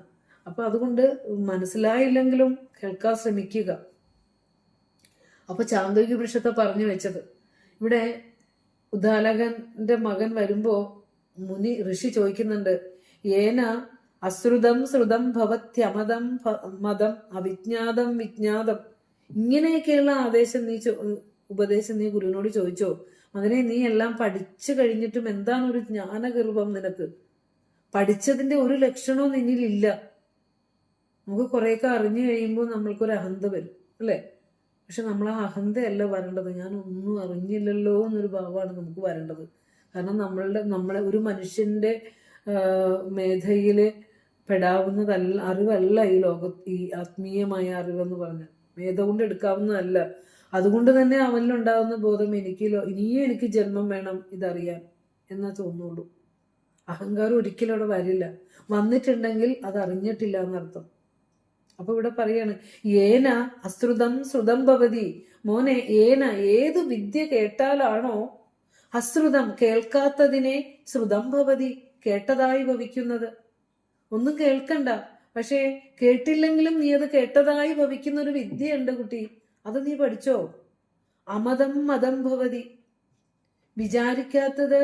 നീ വിചാരിക്കാത്തത് വിചാരിച്ചതായി ഭവിക്കും, കേൾക്കാത്തത് കേട്ടതായി ഭവിക്കും. അവിജ്ഞാതം വിജ്ഞാതം ഭവതി. അറിയാത്തത് അറിഞ്ഞതായി ഭവിക്കും. അങ്ങനെയുള്ള അറിവ് നീ ഗുരുവിനോട് ചോദിച്ചുവോ? ശ്രീനാരായണ ഗുരുദേവൻ എന്ന മഹർഷി ഓരോ ഉപനിഷത്തും എടുത്ത് വായിച്ച് പഠിച്ചിട്ടില്ല. ഓരോ ഉപനിഷത്തും എടുത്ത് വായിച്ച് പഠിച്ചിട്ടല്ല ഗുരു ഇതൊക്കെ എഴുതി വെച്ചിരിക്കുന്നത്. നമുക്ക് സ്വാനുഭവത്തിൽ നിന്നും ഗുരു തന്നത്. കാരണം അനുഭവത്തെ വാക്കുകളിലൂടെ പ്രവഹിക്കുമ്പോൾ അത് ശ്രുതിയായി മാറുന്നതാണ്. ഓർത്തോളണം, മാണ്ഡ്യൂക്യോപനിഷത്ത് പഠിച്ചിട്ട് അതുപോലെ ഇവിടെ ഈ കിം തസ്യ ലക്ഷണം എന്ന് എഴുതി വെച്ചിരിക്കുന്നതല്ല. എൻ്റെ ഒരു അറിവിൽ നിന്ന് ഞാൻ മനസ്സിലാക്കിയതാണ് അത് കേട്ടോ. അതായത് ഗുരുക്കന്മാരുടെ അനുഭവം സ്വവാക്കുകളിലൂടെ പുറത്തേക്ക് വരുമ്പോൾ അത് ശ്രുതിയായി മാറുന്നു, വേദമായി മാറുന്നു, ഉപനിഷത്തായി മാറുന്നു. അതുകൊണ്ടാണ് ഇപ്പൊ മദ്യത്തെക്കുറിച്ചൊക്കെ പല ആളുകൾ പറഞ്ഞിട്ടുണ്ട്. മതത്തെക്കുറിച്ച് ഇത് ഗുരുവിന് മുമ്പും ധാരാളം ആളുകൾ പറഞ്ഞിട്ടുണ്ട്. എന്തുകൊണ്ടാണ് ഈ വാക്കുകൾക്ക് ഇത്ര ഉണ്ടാകുന്നത്? അത് അനുഭവത്തിന്റെ വാക്കുകളായതുകൊണ്ടാണ്. സത്യത്തെ അനുഭവിച്ച ഋഷീശ്വരന്മാരുടെ ഉള്ളിൽ നിന്ന് വരുന്ന വാക്കുകളായതുകൊണ്ടാണ്. അത് ഇനിയും പ്രകാശിക്കും. എത്രയൊക്കെ അടിച്ചമർത്താൻ ശ്രമിക്കും തോറും ആ വെളിച്ചം പൂർവാധികം ശക്തിയായി പടർന്ന് പ്രജ്വലിക്കുക തന്നെ ചെയ്യും. കാരണം അത് ആർക്കും കെടുത്താനാവാത്ത വിളക്ക. അതിനെയാ പറഞ്ഞു തന്നിരിക്കുന്നത്. അപ്പോ അതൊക്കെ നമ്മൾ അറിയണം. ഇങ്ങനെ ഒരു ജ്ഞാനം നീ ചോദിച്ചുവോ എന്നാണ് മകനോട് അച്ഛൻ ചോദിക്കുന്നത്. അപ്പോഴാണ് അച്ഛൻ തന്നെ എനിക്കത് ഉപദേശിച്ച് തരണം. ഗുരുവിനത് അറിയില്ലായിരിക്കും, ഇനി പോകാൻ കഴിയില്ല, അപ്പോൾ എനിക്ക് അച്ഛൻ തന്നെ അത് ഉപദേശിച്ച് തരണം എന്ന് പറയുന്നത്. അപ്പോൾ ഏത് വിദ്യാഭ്യാസവും ഏത് വിദ്യാസ വിമുക്തയെ എന്നാ പറയും. ഏത് വിദ്യ നമ്മൾ നേടിയാലും അത് നമുക്ക് വിമുക്തിക്ക് വേണ്ടി കൂടി ഉള്ളതാകണം. ഒരു കുട്ടി മെഡിസിൻ നന്നായി പഠിച്ചു, അവൻ അതിൽ ഫസ്റ്റ് റാങ്ക് നേടി. പക്ഷേ ആ ഉള്ളിലെ അവന് ധനമുണ്ടാക്കണം എന്നൊരു ചിന്ത മാത്രമാണ് ഉള്ളതെങ്കിൽ അവൻ നേടിയ വിദ്യ എവിടെയാ സഫലമാകുക? ഒരിക്കലും സഫലമാകില്ല. ധനമല്ല ഒരു മനുഷ്യന്റെ ജീവിതത്തിലെ ശാന്തിയും സമാധാനക്കുള്ള ഉപാധി. നേരെ മറിച്ച് കുറച്ചൊക്കെ ആത്മീയമായ ഒരു അറിവിൽ അധിഷ്ഠിതമായിട്ടുള്ള ഒരു കുട്ടിയാണ് ഇത്തരത്തിലൊരു വലിയ ബിരുദങ്ങളൊക്കെ എന്താ പറയുക, ഒരു ജീവനെ ആശ്വാസത്തിലേക്ക് എത്തുന്ന ഒരു ജോലി ഒക്കെ ചെയ്യുന്നുണ്ടെങ്കിൽ എത്ര ശാന്തതയും സമാധാനവും ഉണ്ടാവും ഈ ലോകത്തല്ലേ. സ്പിരിച്വാലിറ്റിയിൽ അധിഷ്ഠിതമായിട്ട് ഒരു ജീവിതം നമ്മുടെ മക്കൾക്ക് നമ്മൾ കൊടുക്കുമ്പോൾ അവർ ഏത് മേഖലയിൽ പോയാലും അവിടെ ശാന്തി സമാധാനം ഉണ്ടാകുന്നു. മാത്രമല്ല അവിടെ 100% വിജയവുമായിരിക്കും ഫലം, സംശയമൊന്നുമില്ല. അപ്പോൾ നമ്മൾ പറഞ്ഞു വന്നത് ലക്ഷണത്തെക്കുറിച്ചാണ് പറഞ്ഞത്. അടുത്ത പറയാണ് അസ്യ ച കതി ഗണനയാ ഇതി. അസ്യ ഗണനയാ കതി ഇതി ച. അസ്യ ഇതിന്റെ പരിഗണന പ്രകാരം എത്ര ഭേദങ്ങൾ ഉണ്ടെന്ന് പറയുമ്പോൾ പ്രപഞ്ചത്തിൻ്റെ എടുത്തോളണം. പ്രപഞ്ചത്തിന്റെ എടുക്കുമ്പോൾ എടുത്തോളം ബ്രഹ്മശക്തിയാൽ പ്രസ്ഫുരിക്കുന്ന ഈ പ്രപഞ്ചത്തിന് സകല പ്രപഞ്ച പദാർത്ഥങ്ങളിലും ചൈതന്യമായിരിക്കുന്ന ആ ഈശ്വര സത്ത എന്നും കൂടി അർത്ഥം എടുത്തോളണം. അങ്ങനെ ഇരിക്കുന്ന ഈ പ്രപഞ്ചത്തിന് എത്ര പരിഗണന പ്രകാരം എത്ര ഭേദങ്ങളുണ്ട് എന്ന് പറയുമ്പോൾ അവിടെ ബ്രഹ്മത്തിന് എത്ര ഭേദങ്ങളുണ്ട് എന്നും നമുക്ക് അന്വയിച്ചെടുക്കാം. അവിടെ അസ്യ എന്ന് പറഞ്ഞ ഇതിനർത്ഥം. ഇതം ശബ്ദം കൊണ്ട് പ്രപഞ്ചത്തെ ഉദ്ദേശിക്കുന്നത് അതിന്റെ ഷഷ്ടി വിഭക്തിയാണ് അസ്യ, ഇതിന്റെ, ഈ ജഗത്തിന്റെ എന്നർത്ഥം. അപ്പൊ ഇതം ശബ്ദ ഷഷ്ടി, അസ്യ എന്നുള്ളിടത്ത് എഴുതി വെക്കുക. ഇതം ശബ്ദത്തിന്റെ ഷഷ്ടി ഏകവചനമാണ് അസ്യ, ഇതിന്റെ എന്നർത്ഥം, അല്ലെങ്കിൽ ഇതിന്. ആത്മശബ്ദത്തിനും ഇവിടെ ജഗത് ശബ്ദത്തിനും യോജിപ്പിക്കാവുന്നതാണ് അസ്യ എന്ന ആ ഒരു സർവനാമം. അസ്യ, ഇതിന്റെ. ആത്മാവിനെ യോജിപ്പിക്കാം, പ്രപഞ്ച ശബ്ദത്തിന് നമുക്ക് അവിടെ യോജിപ്പിക്കാവുന്നതാണ്. ഇതിന്റെ ഗണനയാ പരിഗണന പ്രകാരം, അല്ലെങ്കിൽ ഗണനയാ തൃതീയ വിഭക്തിയാണ്. ഗണനാ ശബ്ദത്തിന്റെ തൃതീയ വിഭക്തി ഗണനയാ. കതി നമ്മൾ നേരത്തെ പറഞ്ഞു, സംസ്കൃതത്തിൽ ഒരു ചോദ്യവാചക ശബ്ദമാണ് കതി. അതൊരു ഒരു നമ്പറിനെ സൂചിപ്പിക്കുന്ന, ഒരു എണ്ണത്തെ സൂചിപ്പിക്കുന്ന പ്രശ്നവാചക ശബ്ദമാണ് കതി. എത്ര, തൃതീയ. അതിന് എത്ര ഭേദങ്ങളുണ്ട് എന്നുള്ളതും. ഇതീച്ച, ഇതി എന്ന വാക്കിന് എന്നർത്ഥം. ഇതീച്ച, അത് ചേർത്ത് പറയുക എന്നുള്ളതും അവിടുത്തെ ഉപദേശത്തിലൂടെ അറിയാൻ ആഗ്രഹിക്കുന്നു. അപ്പൊ ബ്രഹ്മത്തിന്റെ ലക്ഷണം എന്താണ് എന്ന് പറഞ്ഞപ്പോൾ നമ്മൾ ഗുരു ലക്ഷണം പറയാനാവില്ല എന്ന് പറഞ്ഞ ആ വാക്കുകളിലൂടെയൊക്കെ നമ്മളൊന്ന് കടന്നുപോയി. ഉപനിഷത്ത് വാക്യങ്ങളിലൂടെയൊക്കെ നമ്മളൊന്ന് കടന്നുപോയി. ഇനി ഈ പ്രപഞ്ചത്തിന്റെ ഗണനയെ കുറിച്ച് ഗുരു എന്താണ് നമുക്ക് പറഞ്ഞു തന്നേക്കുന്നത്, അതും നമുക്ക് കൃതിയിലൊക്കെ തന്നിട്ടുണ്ട്. അതിലൂടെയൊക്കെ ഒന്ന് നമുക്ക് പോകാം. പറയാ, ഇതിന്റെ ഈ പ്രപഞ്ചം ഗണന പ്രകാരം എത്രയുണ്ട്? ഒന്നേ ഉള്ളൂ എന്നുള്ളത് ബേസാണ്. അത് വെച്ചുകൊണ്ട് വേണം നമ്മളത് മനസ്സിലാക്കാൻ. ഇവിടെ ഓർക്കേണ്ട ഒരു പദം തത്പദം എന്ന് പറഞ്ഞാൽ അതിലെ തത് ശബ്ദം ആത്മവാചി ശബ്ദമാണ്. അതിന്റെ ഷഷ്ടി വിഭക്തിയാണ് തസ്യ എന്ന് പറയും കേട്ടോ, തസ്യ. അപ്പൊ ഇതം ശബ്ദം പ്രപഞ്ചവാചി ശബ്ദമാണ്, അതിന്റെ ഷഷ്ടിയാണ് അസ്യ എന്ന് പറയുന്നത്. ഇവിടെ ഗണന എന്നത് വെറും ഒരു കണക്കുകൂട്ടൽ മാത്രമാണ്. ഒരു ഗണന എന്ന് പറഞ്ഞിട്ട് നമുക്കൊരു കൃതി തന്നിട്ട്, ഒരു ശ്ലോകം തന്നിട്ടുണ്ടല്ലോ, ഓർമ്മയുണ്ട്?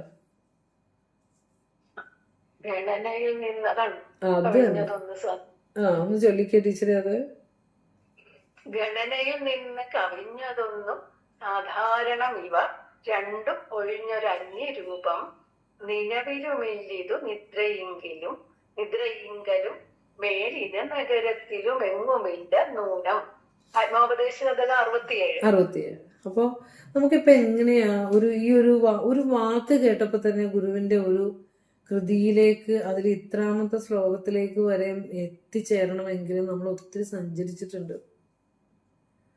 എനിക്ക് തന്നെ അത്ഭുതം തോന്നുകയാണ്. ഇപ്പൊ ഗണനാന്ന് കേട്ടപ്പോ തന്നെ നമ്മുടെ ഗുരുവിന്റെ ആത്മോപദേശത്തിൽ ഓടി വന്നു. അതുകൊണ്ട് നമ്മൾ ആദ്യം ഒരു വാക്ക് നമ്മൾ പറഞ്ഞു. ഗുരുവിന്റെ കൃതികളിലൂടെ അല്പോ സ്വല്പമൊക്കെ കടന്നു പോകുന്നവർക്കാണ് വേദാന്തസൂത്രം പഠിക്കുമ്പോൾ ലെഫ്റ്റ് ആകാതെ തന്നെ ഇരിക്കുന്നത്, അല്ലെ? അപ്പൊ 67ാമത്തെ സൂത്രം മന്ത്രം ഒന്ന് എടുത്തൊന്ന് വായിക്കാനൊരു അവസരം കൂടി നമുക്ക് ഉണ്ടാകണം.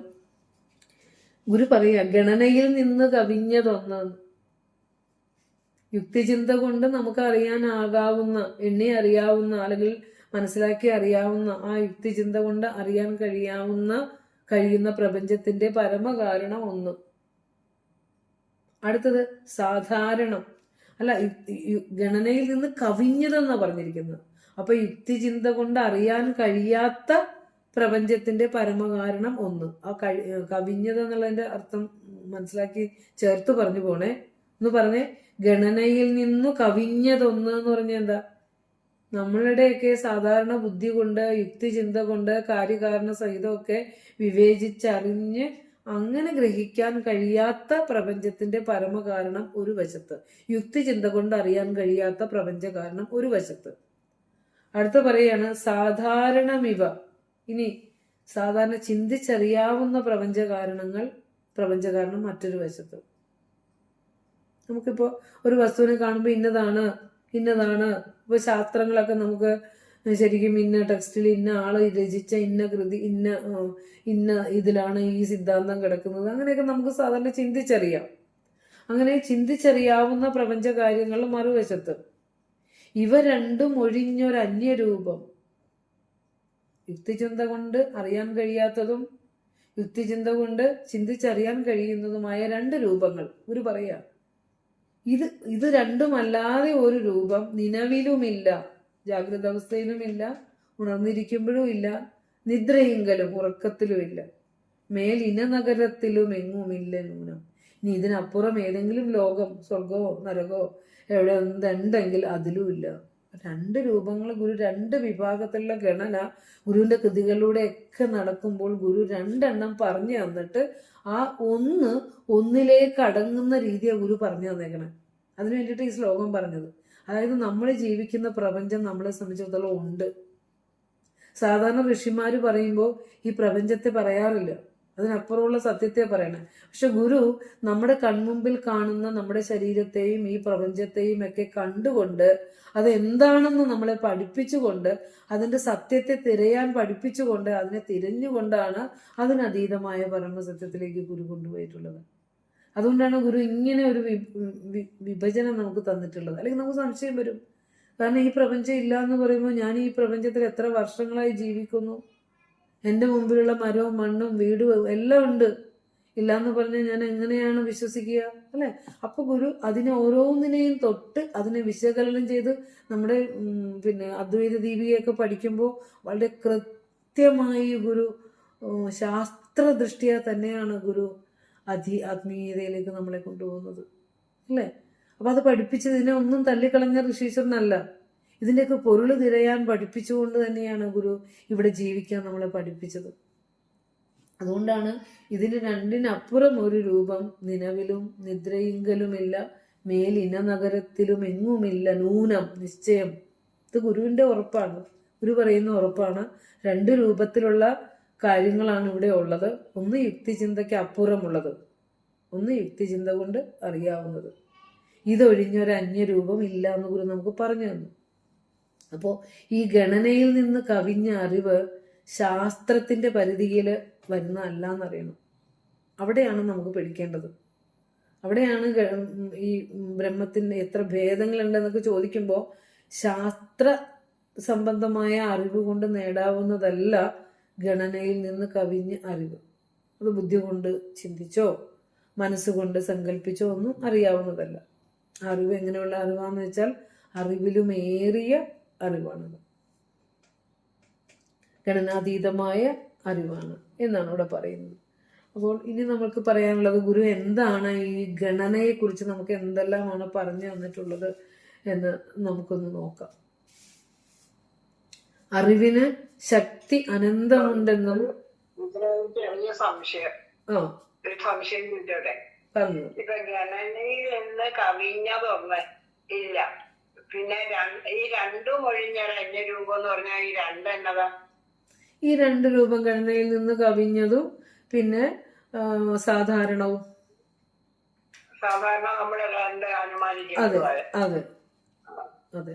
അപ്പൊ നോക്കൂ, അപ്പൊ ഇവിടെ നോക്കേ, ഗുരു നമ്മളോട് പറഞ്ഞു തന്നൊരു കാര്യമുണ്ട്, അറിവിന് ശക്തി അനന്തമുണ്ടെന്ന്. നോക്കൂ, ഇതിന്റെ ഗണന എത്രയാണ്, എത്ര ഗണന ഉണ്ട് എന്നൊക്കെ ചോദിക്കുമ്പോൾ ഗുരു പറഞ്ഞിരിക്കുന്നതാണ് അറിവിന് ശക്തി അനന്തമുണ്ട്. അതെ, ആ ശ്ലോകം ചൊല്ലിക്കുക ടീച്ചറെ. എല്ലാരും ഇവിടെ ഇതിനകത്ത് ഉണ്ടോന്ന് അറിയട്ടെ.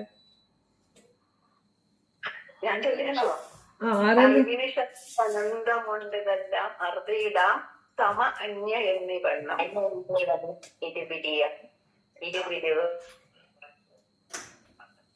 അറിയോ? തുളസിയേരി സാറുണ്ടല്ലോ, ടീച്ചറിന്റെ വോയിസ് ഇവിടെ വരുന്നുണ്ട്. അറിവിന് ശക്തി അനന്തമുണ്ട് ഇതെല്ലാം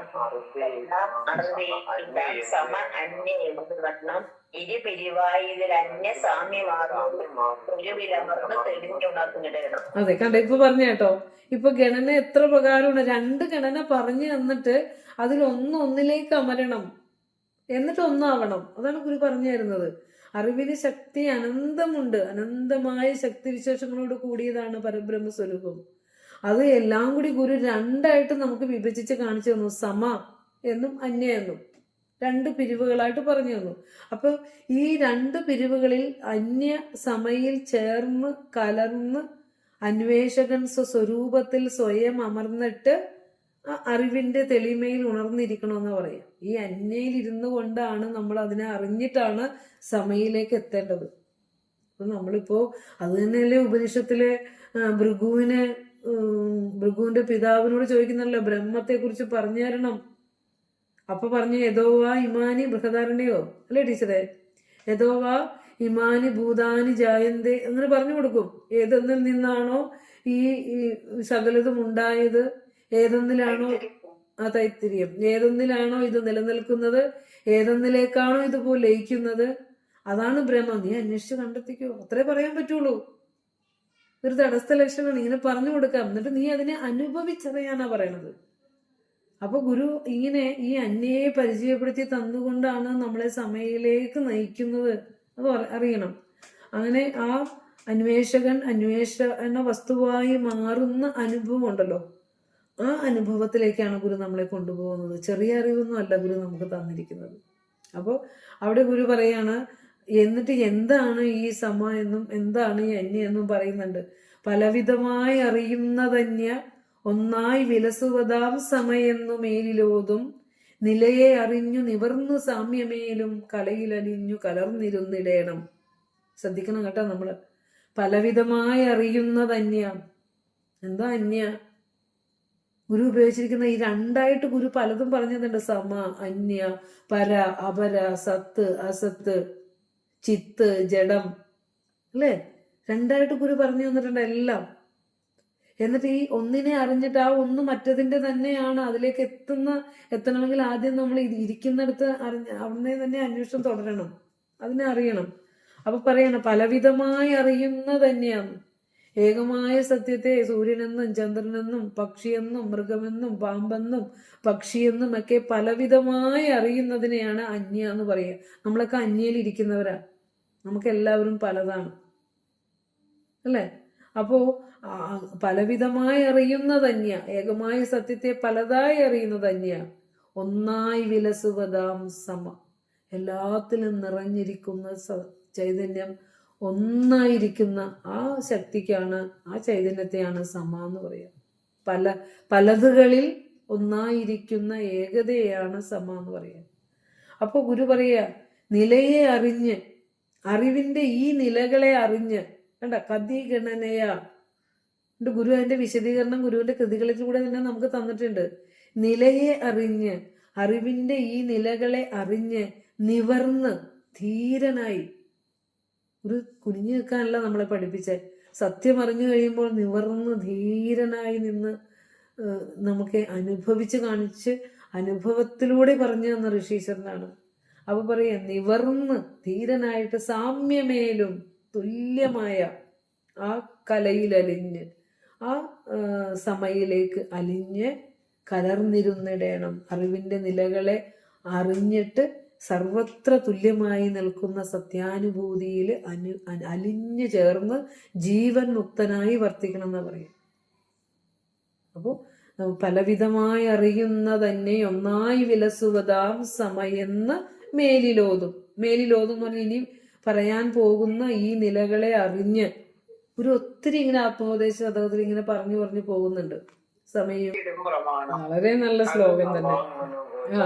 അറുതിയിടാൻ അരുതാതവാങ് മനോഗോചരം ഇതിലെങ്ങു ചരിച്ചിടും. നല്ല ശ്ലോകം അല്ലേ? അപ്പൊ നമ്മൾ ആദ്യം പറഞ്ഞില്ലേ ഗുരു ഇതിന് എത്ര ഗണനയുണ്ടെന്ന് പറയുമ്പോ ഗുരുവിന്റെ വേദാന്ത സൂത്രത്തിന്റെ വ്യാഖ്യാനം തേടി എങ്ങും പോകണ്ട, എവിടെ പോയാ മതി? ഗുരുവിന്റെ കൃതിയിൽ പോയാ മതി എന്ന് പറയൂ. ഗുരുവിന്റെ കൃതി രണ്ടും പ്രതീതമിത് അനാദിതമ സ്വഭാവം ഉണ്ടില്ല എന്ന് മുറമാറി അസത്ത് സത്ത് രണ്ടും പ്രതീതമിത് അനാദി. നമുക്ക് എന്താ ചേർത്ത് വെക്കാം. ഗുരുവിന്റെ ഈ ഒരു സൂത്രം നമ്മൾ പഠിക്കുമ്പോൾ നമ്മളെയൊക്കെ ഇങ്ങനെ കൊണ്ടുപോവുകയാണ്, അറിയാതെ തന്നെ നമ്മളിലൂടെ വന്നു വരികയാണ് ഓരോന്നും, അല്ലേ? അപ്പൊ ഇനി നമ്മള് അടുത്ത തജ്ജോതി എന്നുള്ള സൂത്രത്തിലേക്കാണ് നമ്മൾ ഇനി പോകാൻ പോകുന്നത്. അപ്പോൾ ഈ ഇതിന്റെ നമുക്കൊരു കൺക്ലൂഷൻ ചെയ്യാം. കിം തസ്യ ലക്ഷണം, എന്താണ് ബ്രഹ്മത്തിന്റെ ലക്ഷണം? അസ്യച്ച കതി ഗണനയേതി, ഈ പ്രപഞ്ചത്തിന് ഇതിനെ എത്ര പരിഗണന പ്രകാരം ഇത് എത്ര വിധത്തിലുണ്ട് എന്നുള്ളത് പറഞ്ഞു തരണം എന്ന് ഈ സൂത്രം വ്യാഖ്യാനിക്കുമ്പോൾ, അല്ലെങ്കിൽ ഈ സൂത്രം വിചാരം ചെയ്യുമ്പോൾ നമ്മളുടെയൊക്കെ മനസ്സുകളിലൂടെ കടന്നു പോകുന്നത് ഗുരു ഇതിനെക്കുറിച്ച് എന്തൊക്കെയാണ് ഭഗവാന്റെ കൃതികളിലൂടെ പറഞ്ഞു വെച്ചേക്കണമെന്നാണ്. അത് ഗുരു തന്നെ നമുക്ക് തെളിയിച്ചു തന്നു. ഓരോന്നോരോന്നായി നമ്മുടെ മനോമുകുരത്തിലേക്ക് അവിടുന്ന് പറഞ്ഞത് ഇങ്ങനെ പ്രകാശിപ്പിച്ച് തരുകയാണ് അല്ലേ. ഇനിയപ്പോൾ നമുക്ക് എന്തായാലും ഇതിന് ലക്ഷണം പറയാനാവില്ല. ലക്ഷണം പറഞ്ഞാൽ തന്നെ അതൊരു അസത്യമായി മാറുന്നു. പക്ഷെ അങ്ങനെയൊക്കെയുള്ള ഒന്നിന് ഗുരു ലക്ഷണം പറഞ്ഞു തരുന്നുണ്ട്. അതൊരു അത് നമുക്ക് അടുത്ത ക്ലാസ്സിൽ പഠിക്കാം, 3ാമത്തെ സൂത്രം. അപ്പൊ എന്തായാലും ഇന്നത്തെ ക്ലാസ് നമ്മൾ കൺക്ലൂഡ് ചെയ്യാം. ഈ സൂത്രം 2 സൂത്രങ്ങൾ നന്നായിട്ട് ഹൃദിസ്ഥമാക്കി വെക്കണം, അതിന്റെ ആശയവും മനസ്സിലാക്കണം. സമർപ്പണം. ഓം പൂർണ്ണമദ പൂർണ്ണമിദം പൂർണ്ണാത് പൂർണ്ണമുദച്യതേ പൂർണ്ണസ്യ പൂർണ്ണമാദായ പൂർണ്ണമേവാവശിഷ്യതേ. ശാന്തി ശാന്തി ശാന്തി. ശ്രീനാരായണ ഗുരുർപ്പണമസ്തു. ഗുരുവും തസ്സത്. നന്ദി, നമസ്തേ. കാടി